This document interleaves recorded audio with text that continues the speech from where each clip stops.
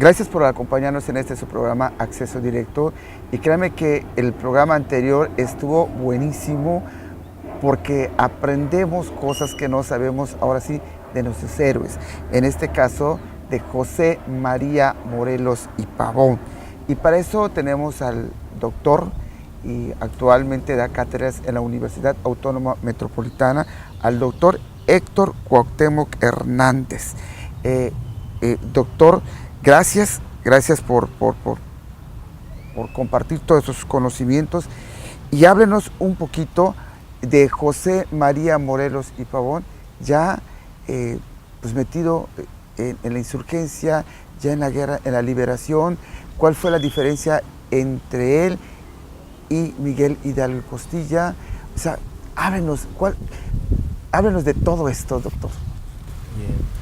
Bueno, como habíamos comentado en el programa anterior, José María Morelos, al conocer la noticia de que la insurrección había llegado a Valladolid, de que la encabezaba el antiguo rector del Colegio de San Nicolás, Miguel Hidalgo, se traslada de Carácuaro, se traslada a buscarlo.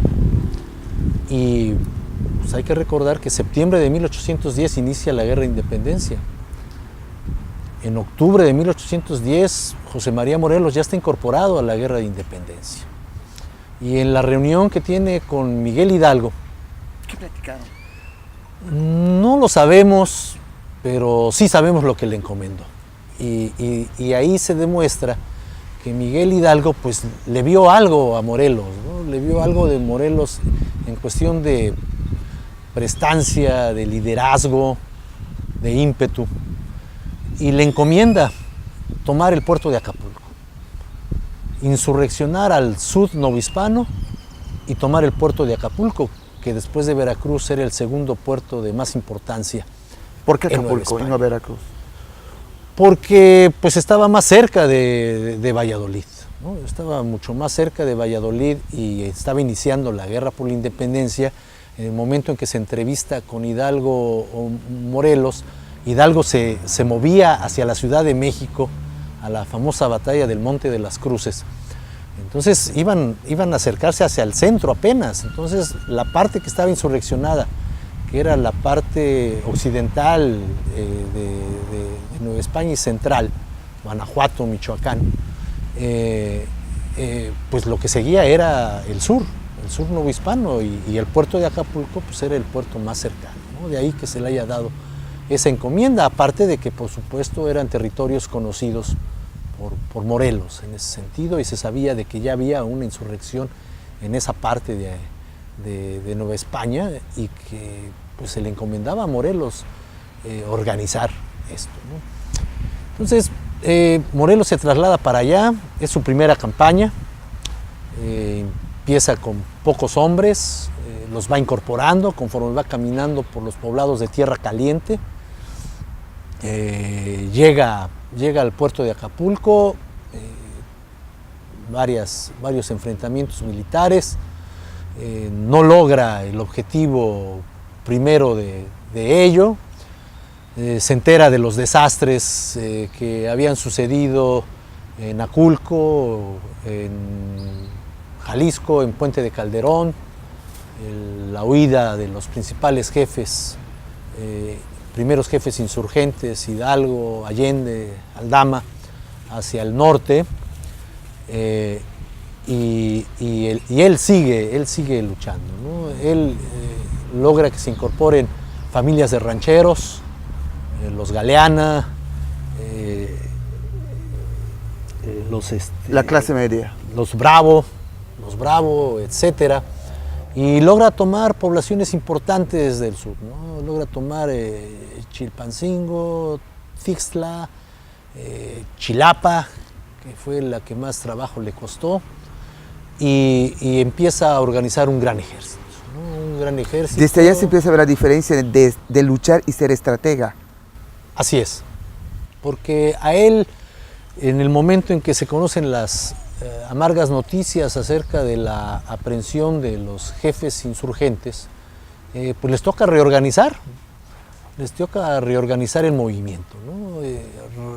Ignacio López Rayón fue el encomendado directamente para ello por Ignacio Allende, de ahí que se haya él autonombrado el jefe sucesor de los primeros, pero también Morelos, en el espacio en que estaba ocupando militarmente, pues se va a encargar de reorganizarlo, ¿no? Y de crear una administración de guerra dentro de ese territorio, y una organización de guerra muy, muy importante, muy fuerte, muy sólida, que se mantuvo desde principios de 1811 hasta 1815, cuando fue aprendido, ¿no? ¿Se puede decir que es el primer ejército mexicano, el de Morelos?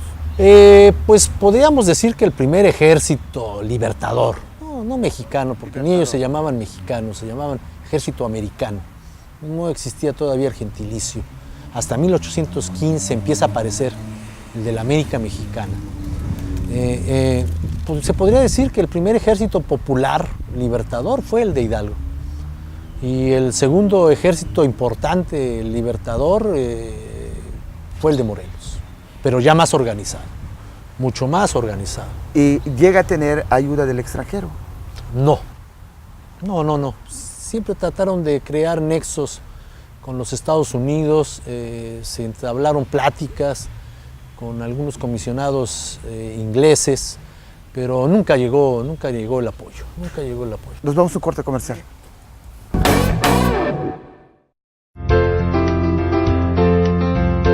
Llevamos 14 años siendo la revista de Mérida. Siempre original, puntual e interesante, Zona Luz.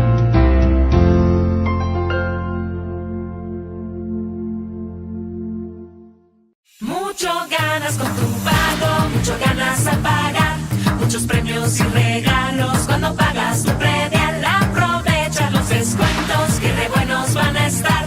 Aprovecha bien tu dinero, que en enero estamos ya. Tu predial te hace ganar, no lo dejes de pagar. Bien lo vale tu ciudad. Ya me voy. Vaya, hija, que te vaya bien. Oye, a ver, espérate. A ver, ven acá. Estás súper estreñida, hija. ¿Cuántas veces te he dicho que tienes que tomar más agua y comer más fibra, eh? No vivas engañado. Busca la verdad. Gracias por acompañarnos en este programa Acceso Directo, y créanme que está interesantísimo el tema sobre la vida y obra de José María Morelos y Pavón, y quien, para que nos platique todo esto, que el doctor Héctor Cuauhtémoc Hernández Silva, todo un estudioso de la obra de Morelos, ¿no? Y además actualmente da clases en la Universidad Autónoma Metropolitana. Estamos hablando del ejército que encabeza José María Morelos y Pavón, el financiamiento. ¿Quiénes integran el ejército? Como habíamos comentado en el anterior corte, nunca se recibió el apoyo que se buscó por parte de Estados Unidos y de Inglaterra. Así que el financiamiento se tuvo que hacer con los propios recursos y con los recursos que se podía quitar a la administración colonial. El gran golpe maestro de Morelos fue hacerse de Oaxaca, que era una de las ciudades más ricas de Nueva España. Incluso después de que toma Oaxaca en noviembre de 1812, después del famoso sitio de Cuautla, que fue de febrero a mayo de ese mismo año, cuando toma Oaxaca y ve la riqueza que existe en oro, plata y en otros productos mercantiles que existían allí, le escribe a Rayón y le dice: es que haber tomado Oaxaca es como haber tomado un reino. Y precisamente el dinero, la riqueza que se obtuvo de Oaxaca fue lo que hizo posible el financiamiento de la nueva campaña para tomar Acapulco en 1813, y no solamente eso, sino crear el Congreso de Chilpancingo, en donde se van a leer los famosos sentimientos de la nación, en donde se va a hacer en noviembre de 1813 la gran declaración de la independencia, e iniciar la siguiente campaña contra Valladolid, que por desgracia fue el inicio de la caída, de la gran posibilidad que se tuvo de haber conseguido la independencia en 1813, porque hay que decirlo, Miguel Hidalgo fue el iniciador, pero tuvo muy corto tiempo para tratar de organizar el movimiento. Se nos olvida muy rápido, pero hay que recordar que fue septiembre, octubre noviembre, diciembre, 4 meses nada más, y a principios de enero es la batalla de Calderón, en donde son derrotados por Calleja. 4 meses nada más. En cambio, la actividad de Morelos fue de 1810 a 1815, 5 años. 5 años, organizando y administrando un territorio que en 1813 abarcaba desde la línea fronteriza con Guatemala, es decir, Chiapas, Oaxaca, lo que es el actual estado de Guerrero, y la zona rural de Michoacán, la zona rural de Puebla, la zona rural de Veracruz. Imagínense ustedes todo este territorio que abarcaba el movimiento insurgente en 1813, que fue el gran momento de la insurgencia y el momento en el que pudo haber sido posible realizar el golpe independentista definitivo. Estos sentimientos de la nación, ¿quiénes influencian intelectualmente a Morelos para hacer esta declaratoria? Estamos hablando 1813 de que José María Morelos tenía 3 años en la insurgencia. Estamos hablando de un Morelos que no desconocía el movimiento ilustrado. Estamos hablando de un Morelos que le llegaban periódicos impresos de España.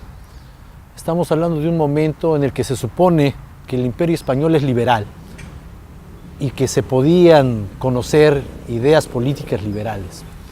Y que por supuesto Morelos abrevó de ellas, ¿no? El conocimiento y el aprendizaje de Morelos no termina en 1795, como el de todos nosotros, ¿no? Nosotros salimos doctores de nuestras escuelas, pero nos seguimos doctorando toda nuestra vida. Bueno, pues Morelos igual, de la misma manera, aprendió el pensamiento político liberal en la misma lucha. ¿Cuál era el pensamiento político liberal de la época que le toca a Morelos? Representación popular, Congreso, representación de las provincias, representación de la gente. Eso era el liberalismo en ese momento, tanto en España como en Nueva España. ¿Sí? Hay todo un proceso político muy importante desde 1808 hasta 1813-14, con la Constitución de Apatzingán, que llamamos así, muy importante, y que por supuesto Morelos abrevaba de todo ello, que por supuesto tenía personas alrededor, abogados como Andrés Quintana Roo, como Carlos María de Bustamante, como el mismo Rayón, que eran abogados, pues por supuesto, pero él también tenía un conocimiento y un aprendizaje del pensamiento político liberal que se estaba desarrollando en el mundo, no solamente en el mundo hispánico, sino en el mundo francés, en Europa, en Inglaterra, etcétera. Era un pensamiento propio que él había ido construyendo, que había ido forjando en el mismo momento de la guerra independentista. Pero además él quería la separación totalmente de España. Ah, claro, por supuesto. Y 1813 es el rompimiento con el fernandismo. Si quieres platicamos después de esto. Claro que sí, nos vamos a un corte comercial y regresamos. US Polo te consiente más que nunca, con descuentos del 30% en toda la tienda y el 50 al 70% de descuento en prendas seleccionadas, válido hasta el 31 de agosto o agotar existencias. Nos encontramos en Plaza Altabrisa, a un costado de los cines. US Polo piensa en ti. Mucho ganas con tu pago, mucho ganas al pagar, muchos premios y regalos cuando pagas tu predial. Aprovecha los descuentos que re buenos van a estar. Aprovecha bien tu dinero, que en enero estamos ya. Tu predial te hace ganar, no lo dejes de pagar. Bien lo vale tu ciudad.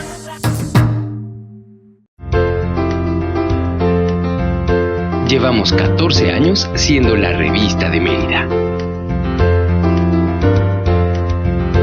Siempre original, puntual e interesante, Zona Luz.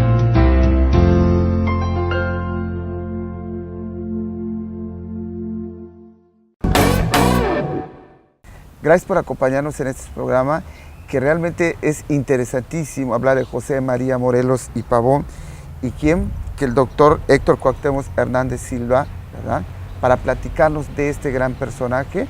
Actualmente el doctor Héctor trabaja en la Universidad Autónoma Metropolitana. Cuéntenos que usted sí lo conoce, ¿qué hizo Morelos? Bueno, Morelos es quien rompe, como decíamos, con el fernandismo.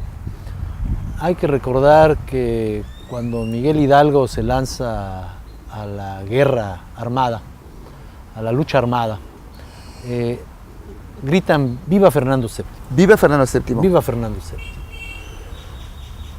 Que hay una polémica historiográfica en donde se dice, es cierto, no, ellos mismos lo han dicho, el mismo Ignacio López Rayón lo dijo, era una máscara.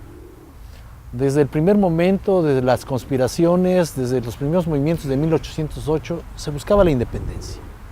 Pero por supuesto no se lanzó de manera pública, sino que se hicieron diversas estrategias para llegar a ella. Y una de esas estrategias era el fernandismo, de seguir diciendo que la lucha era para que ocupara el trono de nueva cuenta Fernando VII, que había sido cautivo por Napoleón en 1808. Se crea una pugna política muy importante en el bando insurgente, que al final de cuentas es la que terminaría con la posibilidad de la independencia en 1813. Ignacio López Rayón quería que la máscara de Fernando VII se siguiera usando. Y José María Morelos, con la serie de victorias que había obtenido y el liderazgo que ya tenía a mediados de 1813, él decía, ya no, esto ya es un lastre, ya no nos sirve, tenemos que hablar de independencia ya a voz viva, a la gente. Y precisamente el Congreso de Chilpancingo, en septiembre de 1813, va a ser el rompimiento. Va a ser el rompimiento con esa máscara del fernandismo y en los sentimientos de la nación. Y 2 meses después, a principios de noviembre, con la declaración del Acta de Independencia, se rompió con esa estrategia política. Incluso el discurso inaugural, que había sido escrito por Carlos María de Bustamante, ahí se hablaba todavía de Fernando VII. Al momento que es recibido por Morelos, él tacha a Fernando VII y lo desvincula totalmente de la guerra insurgente, ¿no? Afortunadamente, con estos rescates documentales que se han ido haciendo durante estos 200 años, en 1965 se pudieron conocer los textos originales de los sentimientos de la nación y del discurso inaugural de Chilpancingo. ¿Qué dicen esos textos? El discurso inaugural pues da las bases por lo que se está luchando.